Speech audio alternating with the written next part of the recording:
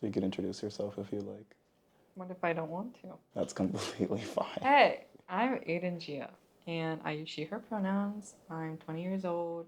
I go to Pace University at the moment. I'm studying women and gender studies, nonprofit studies, communication and media studies, journalism, and digital storytelling as my minors. And then my majors are peace and justice studies and political science. Next year, I'll be pursuing a Master of Science in journalism at the Columbia Journalism School. Yeah, that's packed. Yeah. Damn. Hi, David. Hi, Aidann Gia. I How never are realized you? that you actually. I'm doing good. Yeah, Yeah, I'm actually doing. I never actually realized that you do all that stuff. I do. I Okay. have a lot of free time. Yeah, actually, Mm-hmm. That's why I'm here right now. fair. I would have thought that because you're doing so much that you don't have a lot of free time. People would think that. I think I have good time management skills. Mm-hmm. So, right after this, I have to head to my apartment for a benefit concert that I'm hosting in Times Square. Mm-hmm. And I have to pack because I'm going home tomorrow. First home. Home is Baltimore, Maryland. Mm-hmm. Awesome sauce. Baltimore, Maryland. Wait, that's how you say it? Yeah, Baltimore. That's how like locals say it. Word. Okay. I So, wouldn't say I'm local, but I like kind of grew up there. how long did you live there? Like, if it was like uncontested, the longest amount of time you stayed in there? Maybe like 2 years, something like that. I moved there when I was like 2 years old, lived there for like 2 years, and then moved to the suburbs, like Mm-hmm. just outside for like 5 years, and then a little bit more out the suburbs. Okay, so you stayed in Maryland like regardless. Yeah, Okay, yeah. yeah. Um, so what made you come to New York then? So I like New York.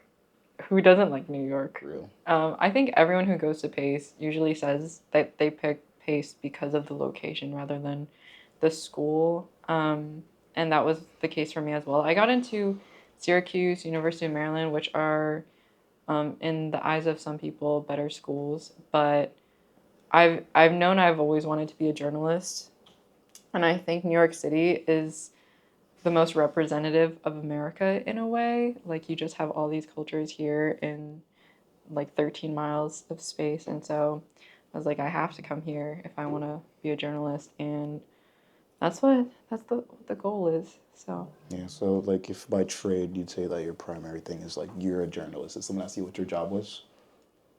no, I'm going to say it's a world saver. I think that's the aim. That's the goal.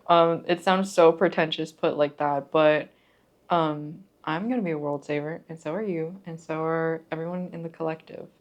And I'm really excited for everyone to save the world because oh my god, if you read the news, it's not looking so great. Yeah, do you read the news?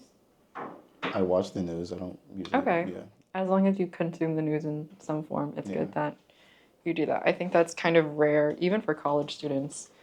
Um, but yeah, I really appreciate humanitarian work, and I think I might work in a nonprofit someday, maybe a nonprofit newsroom, something like that. But later down the line, maybe after I'm a journalist for 10 years, I'll do um, maybe more education, and then I'll become a professor of justice and peace studies at Georgetown University. That's like the dream job, I guess. So you have it like all just kind of road mapped out. Yeah, Yeah. and then have a kid at like 30, probably through a sperm donor rather than a partner.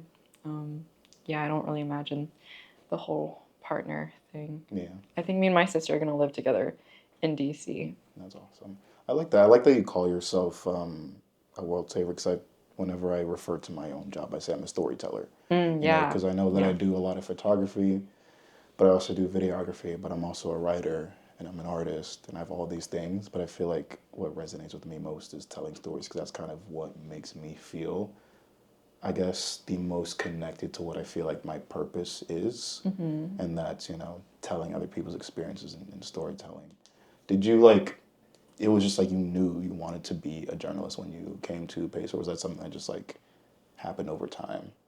I always hated New York City. Like, I hated it for a long time from the ages of like 4 to 14 because every time me and my family visited, I would see like naked women on the streets, or like homeless people spitting at us or whatever. And so I hated New York City. And then I visited when I was 15, right after I had read this book. It was called Humans of New York by Brandon Stanton. And it's a photojournalism book. And it's just pictures. I feel like you would like it. It's just pictures of all these different people. He takes them of just random people on the streets. He goes up to them, he asks them a few questions about their lives, and then quotes them. And so it's like dozens and dozens of just real New Yorkers, or even tourists as well. And I read that book, and it made me think differently of New York and people in general. And I was like, oh, wait, empathy. Oh, yeah, true. Everyone has a story. I love stories. So that's what journalism is for me. Like, you're a storyteller in the visual medium, I think, and I'm just it in the written medium. So we're not so different, you and Not I. at all. I don't think Mm-hmm. so. I think our expressions are very similar, and I also think that our approach to, the New York, I guess I wouldn't call it a problem. I'd call it the New York culture, is also very similar. Because I feel like there was a long time where I was like, especially when I first came here, I was like, okay, there's all these homeless people. They live in these conditions, and there was this culture of just, you know, apathy towards them and their situations. And I began to realize over kind of the years how it disproportionately affected certain groups and certain peoples. And then I became more aware of it, and I just, From living here, yeah, or yeah. I became also more aware of how inhumane people are, Mm-hmm. because it's kind of like a New York culture to poke fun at people who are homeless, or kind of perpetuate Mm, this culture of this anti-homeless narrative. And it's very dehumanizing, because I don't think a single person would ever imagine themselves on the street, right, yet they are. right. Like, I've seen veterans on the street, but I've also seen people who struggle with mental illness. I've seen people who just a year before, had full-time jobs, had a support system, and shit just happened. And I know definitely for me in the future, I definitely want to have a lot of involvement in kind of having at least a personal effect on that. Like, I Mm-hmm. knew, like, when I first got here, I always wanted to open up like a homeless shelter, like, in the Mm, future. Whether or not it's realistic or not, I still want to be able to do something. So I feel like, you know, I know that my personal skill set revolves around media. And mm-hmm. if I'm not able to open up like a physical location to help people, I can at least use the media that I have to kind of change the narrative on people like that. So I don't know. It just made me uncomfortable. Like, Yeah. I feel like it also made me uncomfortable because when I would have genuine and kind interactions with people who are homeless, and I go into it, in my first, I guess, impression of them is just like, okay, let me just avoid this person, or let me just steer clear, because I don't want to put myself in any harm, or I Right. just feel like this person is just not clean, even if it's not their choice. Mm-hmm. And even downstairs in the train station, there's this kind gentleman, and every night he stands outside, and he holds the door for people, and he's like, okay, God bless you, have a nice night. He doesn't ask Mm-hmm. for anything. He just holds the door for people with a cup. And I'm like, okay, I want to know what his story is. Right. Like, Yeah. I don't know. I just feel like New York makes me uncomfortable in the way that we separate people. And I feel like it needs to become more of a like responsibility, if you will, that we actually don't be so selective of who we decide is worthy of being taken care of. Mm-hmm. If you know what I'm saying. Yeah. So would your journalism just extend to just like East Coast problems, or would you ever like consider being like a traveling journalist? I guess is my next question. So I'm Filipino, Yeah. and the Philippines is all the way in Asia. My dad was a journalist in his, I think, like late to late 20s, and we have a lot of journalism connections over there. The thing is, I don't speak Tagalog. Ooh.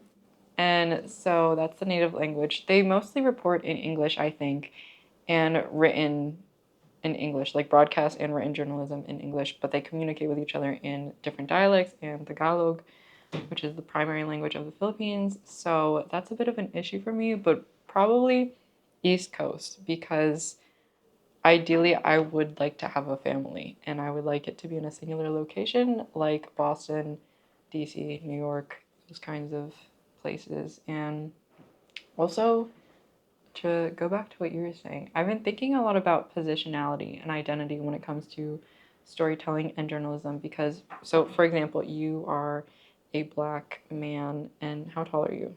6 foot. 6 foot. And you're not like a lanky guy.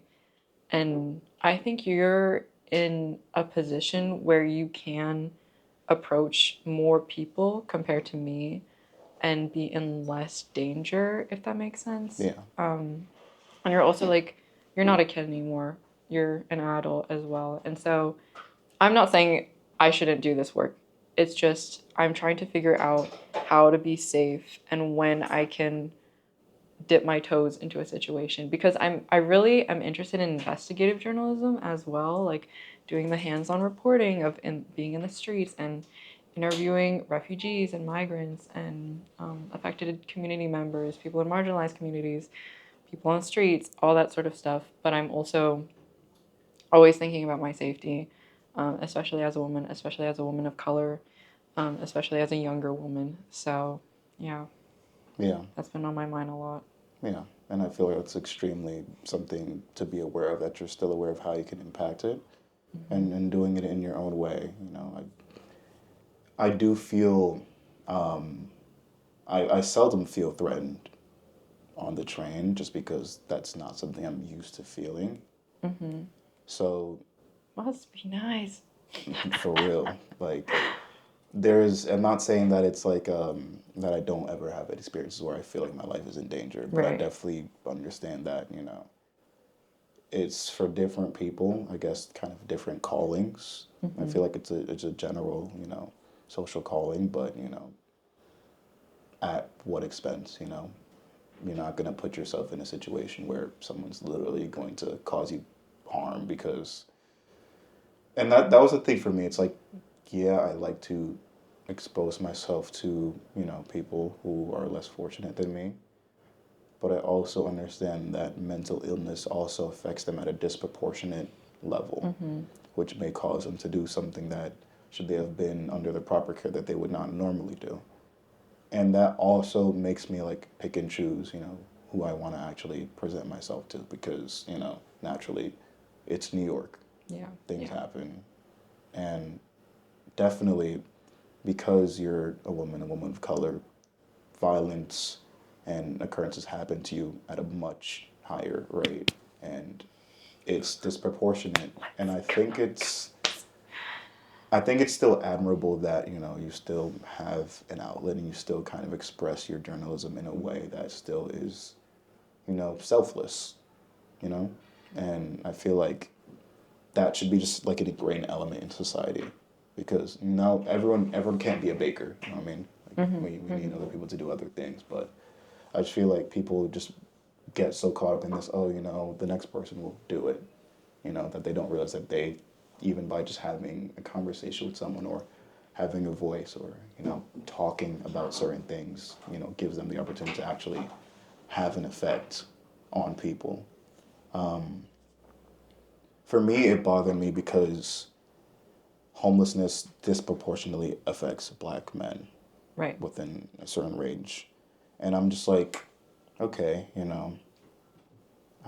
was just like thinking about like the resources that were missing from these communities and, what may have caused these people to not have the support system and all these things. And it's like, okay, there's already a whole political climate that's kind of trying to hush the idea that certain groups are being affected in a certain way based on their ethnic background.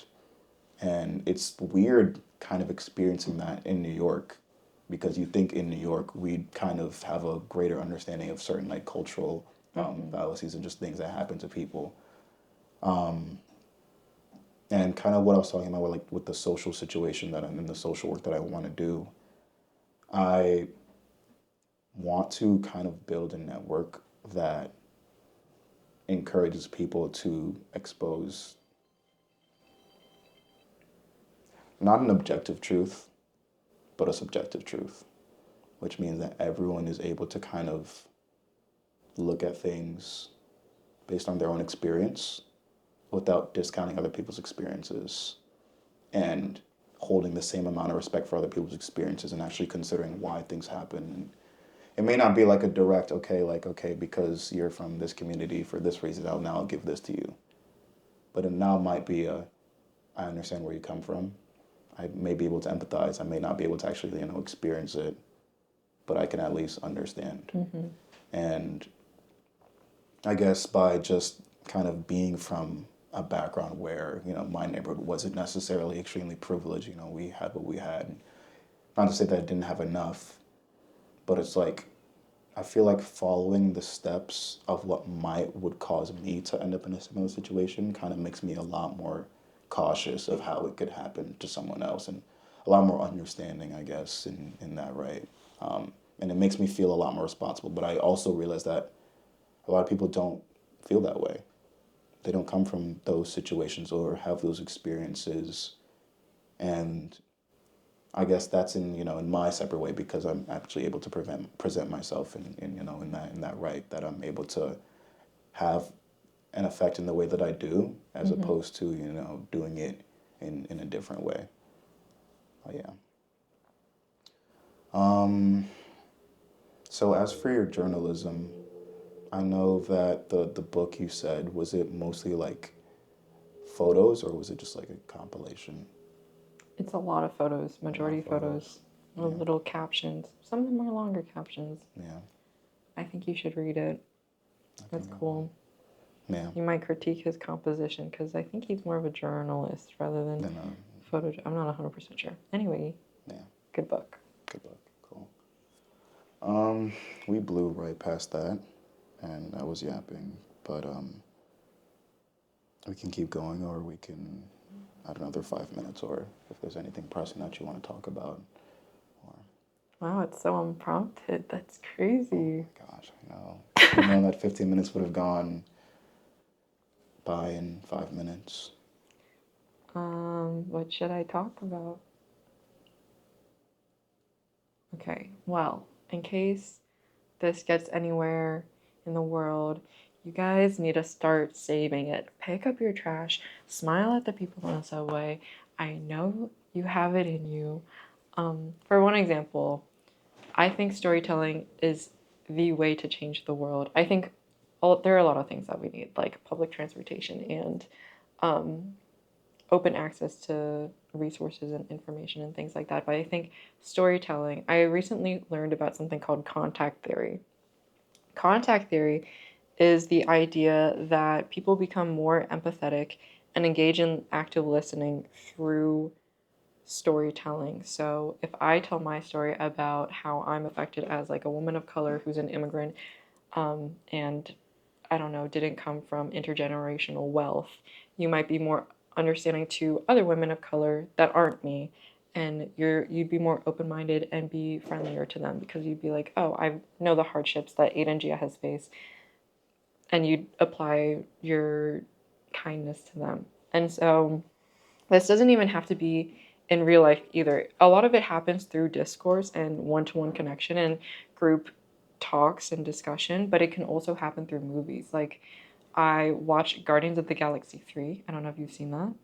No, yeah. I stopped Well, at it's the second about one. animals. It's about animals, and these animals got hurt in the movie, and I was like, you know what? I'm gonna be a pescatarian after seeing this movie because I felt so much empathy for the animals, and I know that's such a typical story, but I'm not pescatarian anymore. I digress. Anyways, but that's why representation is so important in media. Having more LGBTQ plus stories or gender based stories or stories about Indigenous individuals. And so, as a journalist, that's what I want to do. I want to tell people stories in order for them to become more empathetic to these people. For example, recently I heard a story from one of my peers, and she said, there are a lot of people on the subway. They're Hispanic women, and they usually have their kids. Do you know what I'm talking about? They're selling chocolate or candy, And a lot of the times they're like single mothers, and that's how they're trying to get income. And this girl in my class said she was from the same country as a lot of these people. I'm not sure which country it was. I think it was in Latin America. Let's just say it's like Honduras. And all of these women from Honduras are getting ignored and things like that. And she was like, that could be me one day. Similar how you were saying, because you're a black man and um, black men are more likely to be homeless or are a big part of that group. She felt a connection with them because of that shared identity. I don't have that shared identity, but because I have a friend who relates, I'm more prone to smiling to these women on the subway and saying, no, thank you, instead of just flat out ignoring them, which is so dehumanizing. And I'm sure plenty of displaced persons on the street also feel that way. When people just go right past and not even see them as a person. So I think people should consume good media, not just scroll on TikTok and doom scroll, though some things on there can be good. I think art is very important to have and incorporate into your life, and reading the news is good too, but also taking care of yourself. And then being kinder. The world is not beyond saving, guys. Or, sorry, that's not a gender inclusive term. That's not, the world is not beyond saving all. All of you should know that. And I'm going to plug Cusp of Clarity. Can I do that? You can definitely do that. I have this little Instagram account. It's called Cusp of Clarity. It's a student organization. We have branches in Atlanta, DC, and Baltimore / Washington, D.C. area. We have little charcuterie fundraisers, falling in love parties, benefit concerts, bake sales, keychain sales, all that sort of stuff. And all of the profits go to a localized nonprofit in each of those branch areas. So depending on wherever you are, it's a different charity. At the moment, I think our DC branch needs the most help. It's for the Chesapeake Bay Foundation. And yeah, Cusp of Clarity if you want to find us. Or on Instagram. I'll edit like the tags in and everything. Great. Awesome Also, sauce. David's a big help for the photos there. Shameless plug. Great stuff. Sweet. Yeah. So this is like the last question I usually ask all my guests. If there's anything that you're working on right now or in your life in particular that I could pray for you about, just on my own time, anything that you'd want to like see changed, or it could be in your personal life, or it could be for someone else, what would that be? There's a genocide happening, and I don't love that. Yeah. I don't. I think I would just ask that you pray that that ends and there's a ceasefire that is permanent. Yeah. Um, yeah, that's all. Awesome sauce. And that is